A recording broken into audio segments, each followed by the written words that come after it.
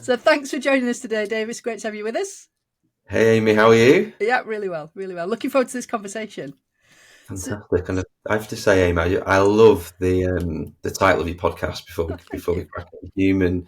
The human CEO, right? It's so true that we're all humans right the way up to the top, right? No Yeah. matter what position you're in. You've got you operate in the same way. So I just love you. I love your podcast and the title of it. So thank you for Thank having you. me on. Well, thank you for joining us. So first of all, Dave, tell us a bit about yourself and what you're doing right now, please.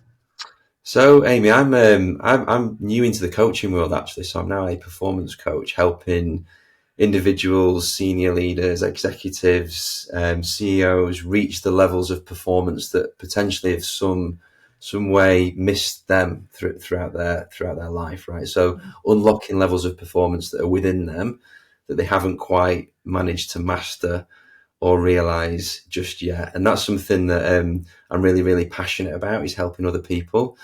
And I've been on a journey to get to this position. So I've been through the corporate world throughout my career, the majority of my career actually, into C-suite positions, C-suite leadership positions, executive leadership positions in financial services, sports, and in travel. And those lived experiences as a senior executive and from a personal standpoint have led me down the path of now becoming a performance coach to help individuals unlock their boundless potential. So that's me now as a coach. My coaching business is called Onto Coaching, Mm-hmm. and it's recently new to market. Yeah. Fantastic. And you talked about your journey briefly, but tell us how you arrived to this decision to launch into coaching. Where did that come from? Well, do you know what, Amy? It was all around sort of personal development mainly, and reflection. Okay. To be honest with you, I think I fell into probably one of the traps that a lot of young people feel into, and they call it the hedonic treadmill, right? So you're constantly chasing the Yeah. next the next goal, whether that be a job title, whether it's a pay increase, Mm-hmm. whether it's a role in another organization, whether it's a step up in your organization. Yeah. And I was on that treadmill for many, many years. And I got to a point where I'd reached sort of executive leadership, and I was, enjoying it, but I'm a reflective individual, right? And I started to engage in the coaching process myself. So I engaged with a coach myself, specializing in positive psychology. Mm-hmm. And part of that process really opened me up to do quite a lot of deep self-reflection myself in terms of where am I going as an individual, what's important to me. And all that experience has kind of led me down the path to thinking about, okay, am I on the right path here? What direction do I want to go in as an individual? So I started coaching myself and coaching clients. And I got a real kick from being able to support people, not just identify the pain points that they were going through, but helping them solutionize around that and to reach their performance potential, whether it's in career, whether it's within business, or whether it's within lifestyle as well. That's a big thing that I'm really passionate about, is how can you optimize your lifestyle in a way which is going to unlock performance attributes that you might not necessarily have seen before. So yeah, that's how I've got to where I'm at. Yeah. Okay. And so we spoke off camera previously. We spoke about your ultra marathons and your running. Do you think that was part of the reflection? Is that, I mean, I'm not an ultra marathon runner myself. I'm not even a marathon runner, barely even a runner. However, I can imagine that when you're getting that sort of personal mastery over yourself and getting yourself to power through and just push on through, I would imagine there's an element of reflection there. Do you think that's where the Yeah. reflective nature came from? I think I'm quite a reflective person anyway, Amy. Okay. That's built into my personality. But actually, when the ultra marathon and the endurance events that I do provide you with a lot of time to reflect, Yeah, both I in can imagine. training and during the events themselves. But Mm. the reason I'm so passionate about those types of events is because it is putting yourself outside that comfort zone as much as you possibly can. Mm-hmm. And I know you and I spoke about this previously, but the more time you spend inside your comfort zone, Yeah. the more likelihood that you're going to end up frustrated and you're going to get overtaken Yeah. in life. or you're going to realize at some point that there's ambitions that you've had that you've not quite been able to reach, or there's goals that you've not been able to master. So I always think that pushing yourself outside of that comfort zone is an area that you should operate in as much as you possibly can, because then you grow, right? You grow as an individual, and you reset your level of baseline. Yeah. You reset your level of comfort zone, which means that you've developed as an individual, either from a mindset standpoint, or from a body standpoint, or just an identity standpoint as well. So that's one of the main reasons why I like to engage in these personal endeavors, is because it's an opportunity for me to put myself in situations where I know when I return to my comfort zone, that comfort zone's changed now. The baseline level of my comfort zone has risen. And therefore, as an individual, I've experienced things which has put me on a positive trajectory. So to answer your question, yes, the reflection is important, because you get a lot of time to reflect and think. But for me, it is more important to get that feeling of growth. And I think endurance sport is a brilliant way, or any sport in that regard is a brilliant way to develop as an individual. Yeah, absolutely. And so you use again off camera, but you use the term personal leadership previously. Can you talk to us about that? And I guess it links in with what you've just said, but can you explain a little bit more about the importance of personal leadership in leadership? Absolutely, yeah. I mean, leadership's it's one of those terms, isn't it, where everyone's got a different viewpoint as to what it means, right? And I'm sure you've covered this off in many ways in terms of your podcast as well. But I think personal leadership for me is all about, okay, what am I going to take responsibility for myself as an individual? And am I going to lead myself in a way which is true to my authentic self? So how are you taking accountability, responsibility for your own pathway? And what behaviors and actions are you going to put in place to make sure that you're leading yourself in the direction that you want to go in? So for me, it's around personal accountability for yourself as an individual. And a lot of that is to do with mindset as well. So are you going to focus on the things that are inside your control, that are positive and that are future facing? For me, that's around personal leadership. Or are you going to reflect on things that are outside of your control, that are in the past, and potentially things that are negative that have happened to you? That would be poor personal leadership in my view. So leadership for me is it's a 360 topic, right? You can be led by someone else in an organization, which is fantastic. Different styles of leadership as well in that sense. You can be a leader yourself to other people, but I think it does start with personal leadership as well. So how are you holding yourself to account, and what actions and behaviors are you displaying to make sure that you're leading yourself in the direction that you'd like to go in terms of your personal goals as well? Yeah, I guess that's where the authenticity comes from as well, isn't it? If you're telling people one thing but you're not mastering it yourself, it's not going to come across as authentic. Therefore, it's not going to be credible. You can have far less buy-in. So I'm on board with the personal leadership. And it's interesting you said the 360. I'd not thought of it from that perspective before. Absolutely, yeah. I think as a coach as well, you have to instill a level of confidence in your clients as well. So a lot of clients will come to me because they are, they're stagnating in some way. So their life might be stagnating in some way. It could be their career. It could be a limiting belief. It could be a poor mindset. It could be around even connection, right? And I'm not saying that I'm a master at all those things, but I'm self-aware enough around those things. And I've put myself in situations where I'm looking to improve myself as an individual and grow and lead myself as an individual in all those areas of my life, which I think is really important, because it enables me to connect with clients in a different way and talk about my own lived experiences and how I've approached that myself. And I have coaches myself, because I think it's so important.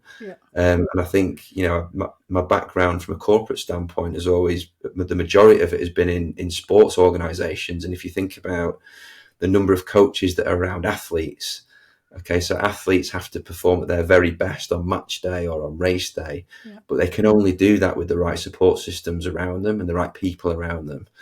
And for me, it's the same as individuals. If you're an individual and you're looking to get on your own personal podium, whatever that might be in life, in business, in career, in relationships, you're going to get there a lot quicker and a lot easier if you've got the right support systems and people around you. And that's the role of a coach, really, is to help people on that journey. You can do it on your own, that's fine. But the likelihood is it's going to take you a lot longer, and it's going to be a lot more difficult to do it without the right people around you. So that's kind of the role of a coach, in my view, as well. Yeah, absolutely. And I guess as you were talking then, I was thinking about the sports coaching. That's not just about coaching on the field either, is it? That's not just about what happens on the field. It's about nutrition. It's about sleep. It's about the whole holistic thing. And when you think about the sort of much of the executive coaching, not all of it, some of it's just about what happens on the field. Some of it's just about how you carry yourself at work and how you communicate at work. And it's not as holistic maybe as it should be. Totally. I totally agree with you there, Amy. And I think a lot of the conversations that I have with my clients, it might start around the fact that I've got this challenge at work or a conflict at work. But actually, when you start to boil things down, quite a lot of the interventions that we end up putting in place are around the softer things around their life. So, okay, are you moving daily, first and foremost? Is that creating a positive emotion in your life? Are you consuming the right things, both from a body standpoint, but what's also your digital diet like? How much social media you're consuming? How much negative media are you consuming? And what impact is that having on your performance? What is your sleep like? Now, I'm a massive advocate as well of making sure you've got all that around you in the right way. If you're expected to perform on the pitch, in the boardroom, in meetings, as a team leader, as a CEO, then you really should have your personal leadership in the best regard as well, because that's going to enable you to perform in those different environments. A big thing for me as well around the conversations I have with clients, Amy, is it tends to be around the relationship with alcohol is a big blocker for people, right?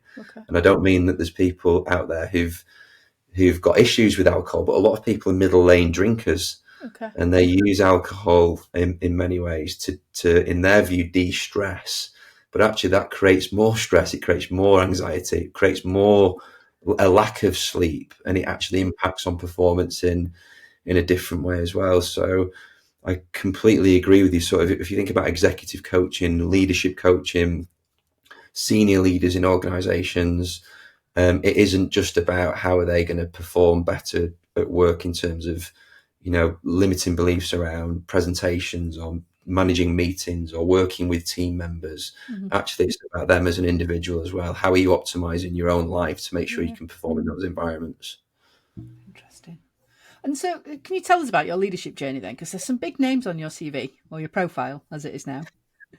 Can you talk to us about how you developed that career, and also the leaders that you've experienced and what you've learned from those leaders, please? I mean, totally, yeah. I mean, I've learned a lot over the years, Aim, when it comes to leadership. I took the first big opportunity that I got as a fledgling young marketeer, if you like, was at my boyhood club, Manchester United. So I went to work for Manchester United after I started my career in financial services, and at the time, the club was led by the great Sir Alex Ferguson, who was obviously one of the best leaders in the history of the club and in the history of sports, really. And his ability to drive a culture, not just from a sporting standpoint, but throughout the whole club, was an unbelievable experience to be involved in, right? So that culture that Sir Alex ingrained into the club around greatness was something that you could feel as you walked into the place. I was in the commercial side of the club as well, which was creating. It was really leading the way and trailblazing when it came to kind of sponsorship acquisition and selling the brand of Manchester United. And the commercial side of the business was really, really led not by Sir Alex, but by other senior leaders who had just as successful backstories, if you like, when it came to leading teams. And I've been led by different people over the years, Amy. I'm not saying it's all been good. Some of it's been bad as well. I've been led by fear in many ways, but I've also been led by inspiration. And I think both can get results, right? If you're led by fear, it can quite often be, some people call it carrot and stick, don't they? Yeah. If you're led by the stick, by fear, it can put you in a state of of threat, the fear of failure, Mm-hmm. is driving me towards that goal. And I've been in positions in my career where I've felt that as well, but I've performed, but it's just probably not as sustainable Yeah. as being led through inspiration. And I've been led through inspiration as well, where the vision's really, really clear, and you're not in a state of threat, you're in a state of challenge. I'm challenged towards delivering against this vision, and my skill level matches this challenge. Yeah. It's not easy, but I'm feeling absolutely empowered to do my job. And Uh-huh. when I moved from Manchester United into my next role, I worked for what was Team Sky, Mm-hmm. and then became Team Ineos, who had they were the most successful cycling team that came out of Great Britain, multiple Tour de France wins, first team to win the Tour de France with a British rider. And Sir Dave Brailsford was the leader of that team and my boss at the time, and he really did lead through vision and inspiration. And I learned a lot of things from throughout my journey. One of the things that I learned actually was around the importance of goal harmony versus team harmony. Okay. Okay, let me explain that to you for a minute. So I think a lot of people, when they talk about the culture of an organization, will talk about the importance of people working together as a group and the relationships that we build as a team together. We have to be aligned. We have to share the same culture, the same values, and our behaviors have to be consistent, which is a really nice place to be in. But if that team is not all aiming at the same thing, it's completely worthless, right? Yeah. So there's no point in having that team harmony if you don't have the goal harmony to go with it. Mm-hmm. And probably what's more important is goal harmony. So if everybody knows what direction they're going in, and everybody knows what the goal is, quite often you can deliver against that goal, even if the team is not necessarily all friends and all pally and all gelling in the right way. Yeah. And if you think about the teams that I've been involved in, one of the great stories in sports when it came to cycling was actually the conflict, if you like, between Sir Bradley Wiggins and Chris Froome. They were two leaders of the same team, both battling for that top spot, Mm-hmm. and actually didn't see eye to eye. But the result was the same because they both knew what they were aiming for. So the team went on to win the Tour de France because they had goal harmony. They might not have had team harmony, Yeah. but they had goal harmony. The same with Manchester United back in the day. They had players who wouldn't necessarily see eye to eye on the pitch. Teddy Sheringham and Andy Cole didn't get on at all. Okay. But you put them on the pitch together, and they knew exactly what they were there to do. Yeah. To win that game, and they went on to deliver it. And you can take a lot of that learning into the corporate world as well. Yeah. Make sure that your team are led towards a vision. Make sure that the goal is really, really clear, and that will give you a really good way of making sure that you're optimizing your propensity to succeed. Yeah. And what kind of strategies were employed then to move from just team harmony to team and goal harmony? Because I guess it's the difference between a nice place to work and a rewarding place to work. It is, yeah. And listen, I'm not saying that it's not important to have team harmony. I think it really is important. Absolutely. It's not everything. The best outcome would be to have both. Yeah. If you've got a really, really clear vision, which is really clear strategically, what are we trying to achieve as individuals? It goes back to was it NASA who said, was it JFK who went to see NASA and asked the janitor, Yes. Yeah. what's your job? And he said, well, I'm here to put a man on the moon. Yeah. That's a perfect example of goal harmony. Everybody in that building knows exactly what they're there to achieve. Yeah. So I think it's really important to try and strive to have both team harmony and goal harmony. But I think it's accepting the fact that sometimes you might not have team harmony. There might be a bit of conflict. You need to deal with it. You need to manage through it. Mm-hmm. But it's actually workable as long as you know which direction of travel you're going in. Yeah. So I think there's definitely strategies that you need to put in place to make sure that your team are cohesive and they're working together. Yeah. But actually making sure that they all know which direction they're going in is probably more important. Yeah. Is it as straightforward, though, as having a clear vision? Is it as straightforward as that, or are there other steps in place? So thinking about what Sir Alex did and thinking about what Steve Brailsford did, what was it that helped them get that team goal? I think it's layering it down, isn't it? So you've got a vision which is at the very top of the organisation and is a north star Yeah. direction. It creates momentum and it Mm-hmm. creates a direction of travel. Yeah. But then it's up to the leaders within the organisation to make sure that that vision is broken down into strategies and tactics Yeah. which are clear. Mm-hmm. There's clear accountability for the deliverables there, but actually they ladder up accordingly.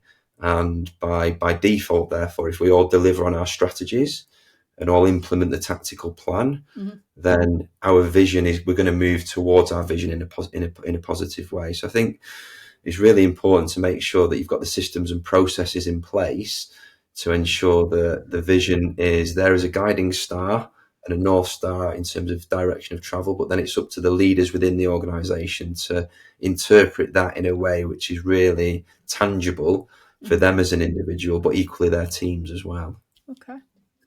And so, in terms of what you'd learned from the leaders that you've worked with, because there's some great names in there, are there things that you've taken from those leaders that you can take into your coaching practice, like I think so, specifics, yeah. or is it about I you think filtering what you've learned and putting your own spin on it? I mean, I do. There's a few things that have resonated with me over the years. One thing is around giving and receiving feedback, and a mentor of mine that I had not actually within Ineos or United, a mentor that I worked with externally to that, introduced the concept of radical candor to me, which is around giving and receiving feedback, right? And that is something that you can definitely take into the world of coaching. And it's how do you give feedback in a way which is really direct, but is actually caring to the individual. Because if you can achieve that, then you're going to enable that individual to hopefully realize, that this feedback is done for them and it's positive, and that they can change their course of action to be able to deliver against their goal. And if you get it wrong, you can end up in either being obnoxiously aggressive, which would be giving feedback in a direct way, but not in a caring way. You could end up the worst case scenario is not giving the feedback at all, which would be and then potentially giving that feedback to someone else behind their back, which would be called manipulative insincerity. Right, that's the worst possible leadership style when it comes to giving feedback. So, Amy, you're not performing at work, but I'm not going to tell you that directly. I'm going to hide behind that, and I'm going to tell everybody else about that as well. Mm-hmm. That's a really poor It's way of giving toxic. feedback in Yeah. leadership, and it's toxic. Yeah. Equally as toxic could be just not giving the feedback at all and hiding from it, sweeping it under the carpet. Mm-hmm. Ruinous empathy, they call that. So I'm too scared to give that feedback because I want to protect my relationship with you. So I'm just going to sweep it under the carpet and forget about it. Well, guess what? In another 3-6 months' time, that issue is still going to be there, and you're just delaying the inevitable, which is not a good place to be in. Yeah. So that was something that I really took from a mentor of mine, which I definitely take into the world of coaching as well. Something that I took from actually Sir Lenny Henry, who spoke at a conference that I was speaking at my previous role at Travel Counsellors, spoke about surrounding yourself by people who are radiators and not drains. And I absolutely love that metaphor. Yeah. So be a radiator yourself in terms of your personality, and make sure that you're warm and that you're caring. And by doing that, you're going to attract more people to you who are also warm and caring. And if you've got people who are just draining the energy from you as an individual, or you yourself are draining the energy from other people, then it's only going to end in you having a negative experience yourself, and you're not going to attract the right people into your life. So that metaphor is something that I've learned as well, which I take forward into my coaching. Be a radiator, not a drain, and surround yourselves with radiators, not drains. Yeah. There's a few other things in there, Amy, as well, that I've learned over the years, but those are the ones that stand out. Yeah. Brilliant. And thinking about the leaders, past or present, famous or otherwise, then, you mentioned a couple, and it'd be difficult maybe to top them, but are there other leaders, past or present, famous or otherwise, that you particularly admire, and what is it about their style? Do you know what? I've been lucky enough to work with some really great leaders. over the years. And I'm not going to name names. I'm just probably going to name the styles of leadership that Okay. I like. I think for me, it's those leaders who lead from the back in many ways, but have the ability, if in crisis or when they need to step in Mm-hmm. and lead from the front. So I think that the term that I would use there is empowerment. Yeah. Okay, so I operate myself. The best environment that I operate in is when you are genuinely empowered to do your job, and make decisions. And that doesn't mean it's not a challenging environment to be in. Mm. It's high support, but it's high challenge. Yeah. And if you can lead your people in a state of high support and high challenge, I think they will feel empowered Uh-huh. as the result of that, which is going to create a great culture for anybody as an individual or any organisation. But when the proverbial hits the fan, Yeah. for that leader to then step into the front, into the operational mode, and start to lead by example. So I think leading from the back and empowering your people and your colleagues and your team members to make decisions, to fail, but be supported in doing that. I think that's the style of leadership which I find gets the best out of me as an individual, and certainly the style of leadership that I take forward into my coaching business, Yeah. and hopefully that I've imparted on team members over the years as well. Not that I've always got it right. I've made lots of mistakes. Yeah. Don't get me wrong. Over We the all do. years, we all do. But yeah, in terms of individuals, like I say, I won't name names, but that's kind of the style of leadership which I really Yeah. gets the best out of me. And on that note, I know that may be slightly tangential, but I wonder, moving into the coaching career from corporate leadership, I wonder how difficult it'll be for you to not be able to take the mantle when the proverbial hits the fan, because it's all that coaching's all about empowerment, isn't it? It's high support, it's high challenge, it's empowering people to be their best, but you can't step in a coaching role. And I wonder, it'd be interesting to see how you feel about that dynamic when it comes So up. true. It's so true. And I think, you do, as a coach, you end up in situations where you feel as though your lived experience is very relatable and relevant to maybe a client's experience. But the best coaching environment to be in is one of empowerment. Yeah. So the client as an individual should be able to reflect and come up with a solution themselves, Yeah. Yeah. and really find the belief from within to enable them to move forward. But actually, as a coach myself, I'm not scared to provide some mentoring style advice if the environment is right and if my Yeah. experiences lend themselves to that. But I would always be open with my clients if we diverted from a purist coaching Yeah. conversation into something that was a bit more mentory and a bit more guiding in certain ways. I would always be open and honest with my clients, but there is a big nuance there between Yeah. coaching and mentoring. It's something that I've learned as well as an individual. People tend to sometimes can fall into a trap of giving advice around stuff that they're not qualified to do. So no, I would Yeah. never. Well, I'd always try to avoid that for sure. Yeah. Yeah. Yeah.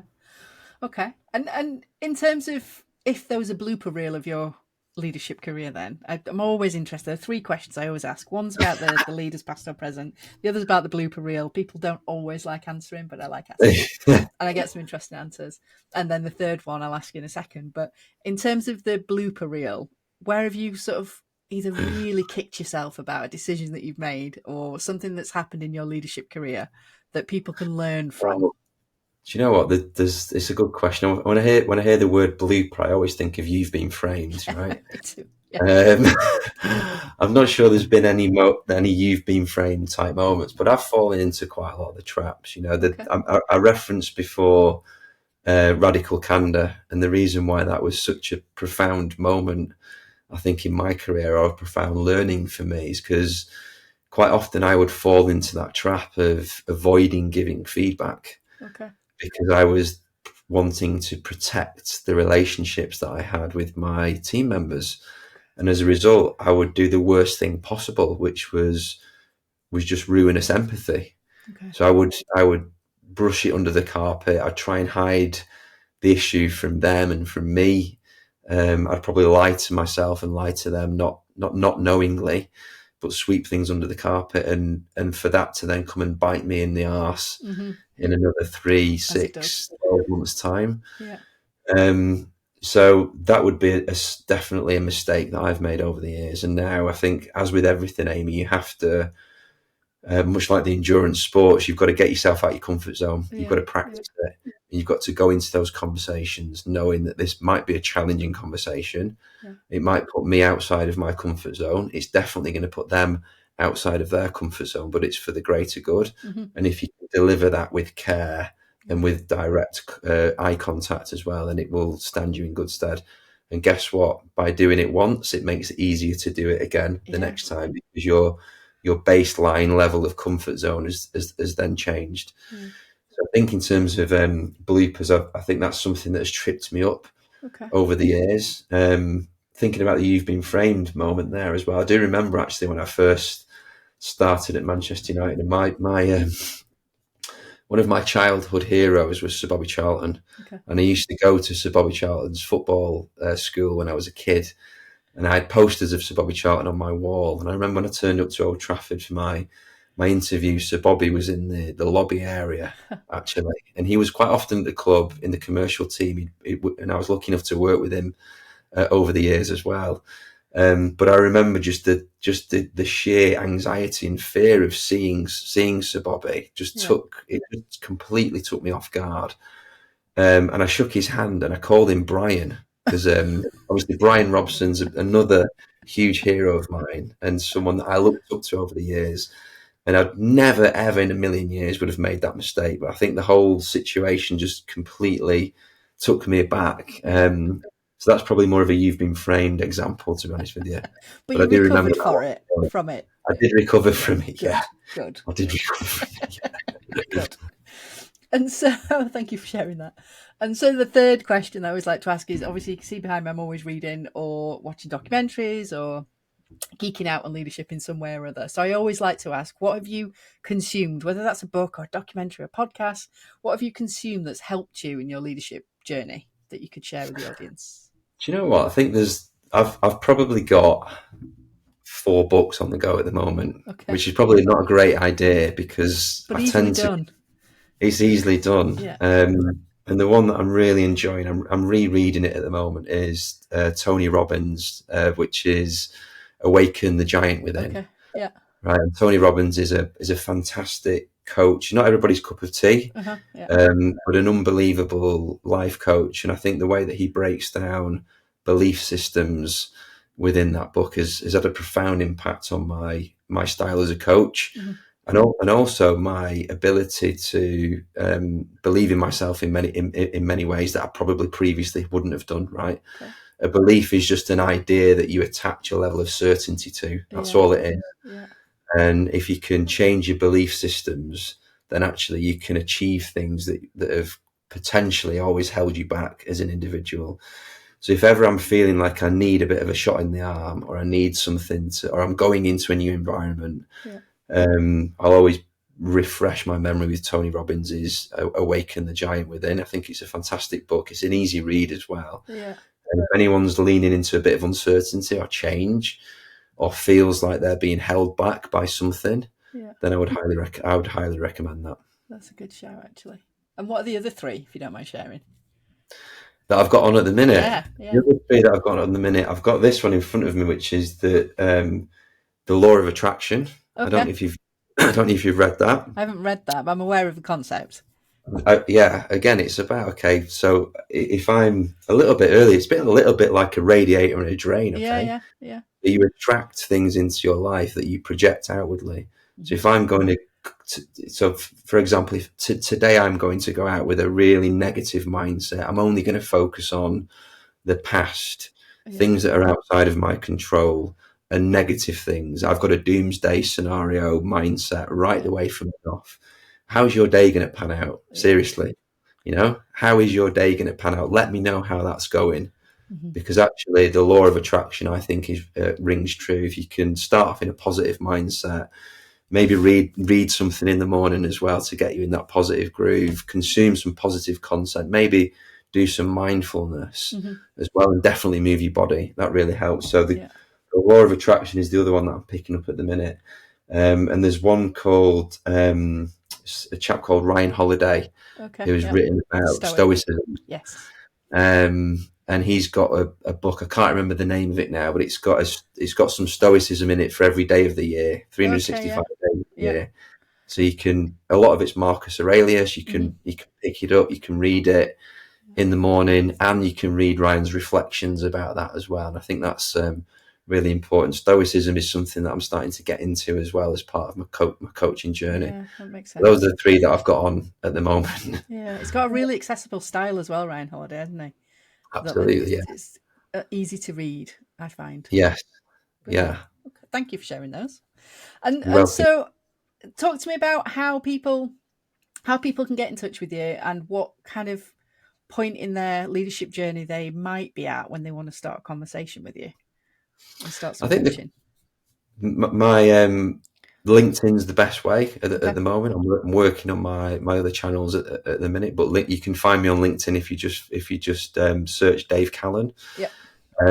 I'll be there, and I think anybody really who's feeling as though they're leading, I don't know, leading a life where they're stagnating in some way, they're procrastinating about something, they're a high achiever, Mm-hmm. a high performer, but they're just wanting to unlock levels of performance that they're not quite able to access. Okay. They might be experiencing some conflicting values. They might be their lifestyle might be out of sync. They might have some poor habits, limiting beliefs, Okay. but they really want to change and transform. I think that those are the individuals really that I can work with and that I can help. And I've got a long list of clients now who have been on similar journeys, and the results that we can get with people over the course of 3, 6, 12 months and beyond can be transformational. Yeah. So if you're feeling a little bit like that, then feel free to reach out to me. Fantastic. Thank you for sharing that. And tell us about what's going on in November, because you've got a big event in Namibia. That's true, yeah. So talking about getting outside of your comfort zone, Amy, I'm travelling out to Namibia on the 14th of November, and I'm going to be competing in a multi-stage ultramarathon, which is 250 kilometers across the desert, self-sufficient. Wow. So I'll be carrying all my food, all my equipment, all my clothes, all my medical supplies with me across the Namibia desert. The first couple of stages are 50 kilometers, then it goes into 65-kilometer stage. Then it's the sprint stage, which is a mere 20 odd kilometers, I think, Is and then that the all? the final stage is 92 kilometers. So Wow. it's something that it's one of those challenges that I've had on my radar for a long time. Mm-hmm. And it was a now or never moment for me. So again, get yourself out of your comfort zone, and Yeah. I'm definitely going to come back from that event having realigned my baseline level of comfort for sure. Yeah. I'm ready for a few dark times, definitely, but I'm looking forward to it in many ways. Yeah. Talk about walking the talk as well. Exactly that. Yeah. Exactly that. You know, I Good for think you. as an individual who talks about optimizing personal performance and making sure you're leaning into some of these challenges in a positive way. Yeah. I feel like it's my obligation in many ways to make sure that I practice what I preach. So Yeah. I've just come off the back of an ultramarathon this weekend. I'm out to Barcelona in a few weeks to do the Ironman out there. And the Namibia challenge for me is a really big event, which I'm equally as excited as I am scared for. Yeah. But that's the best combination, isn't it? It is, yeah. And there's a lot of reframing. I mean, I'm big into sort of mental models, and I think reframing what is scary into something that can be exciting has really Yeah. helped.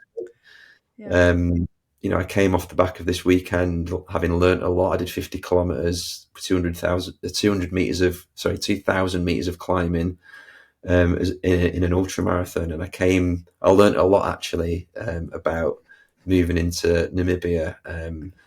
But it was all positive, right? So I Yeah. really struggled towards the end. But for me, I took the positives out of that. What have I learned, and what can I take forward to my next event? So Yeah. I think those internal reframings can be really important when it comes down to making the most of the opportunities that you have got. Again, Yeah. focusing on what's within your control, Mm-hmm. what's positive about that in the future. Those things can can create a really, really strong platform for anybody to achieve what things that previously might not have seemed possible to them. Yeah. Fantastic. Well, good luck with it, and I look forward to hearing all about it. And Thank you, I'm sure Amy. there'll be some pictures on LinkedIn, so I'll There give you a certainly follow. will, yeah, for sure. Perfect. All right. Well, thank you for joining us, Dave. Thank you, Amy. Take care.